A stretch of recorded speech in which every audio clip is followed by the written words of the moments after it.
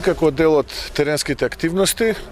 ВМРО ДПМН, тоест обновата пред вашиот дом, председателот на ВМРО ДПМН во вашиот град, разговаравме со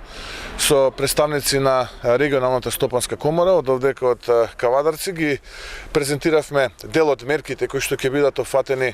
во програмата Обнова за Македонија за следните предвремени парламентарни избори. Посебен акцент ставивме на мерките што подразбираат намалување на данокот,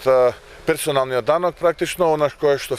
во текот на вчерашната пресконференција го соопштивме на македонската јавност, но и претходно кое што го комунициравме на состанокот со Стопанската комора на Македонија во Скопје, од 10 прво во првите 100 дена на 9%, па потоа на 8%. Тука е мерката ослободување на оданочувањето од персонален данок на доход на младите до 29 години, потоа оние цели на макроекономски план, стратешките приоритети кои што ќе бидат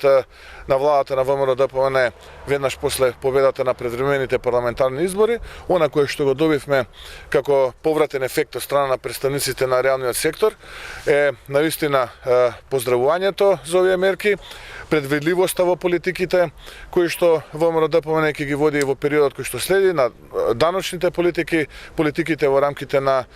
собранието, ние генерални политики, бидејќи не сакаат адхок законски решенија по скратена постапка. Генерално тоа беше темата на денешниот состанок, би го окарактеризирал како исклучително успешен и корисен за нас. Во среда очекувам да биде распуштено македонското собрание, како што се договоривме на оној состанок кај председателот на државата, господинот Пендаровски. Очекувам сите политичари да се стојат на договореното.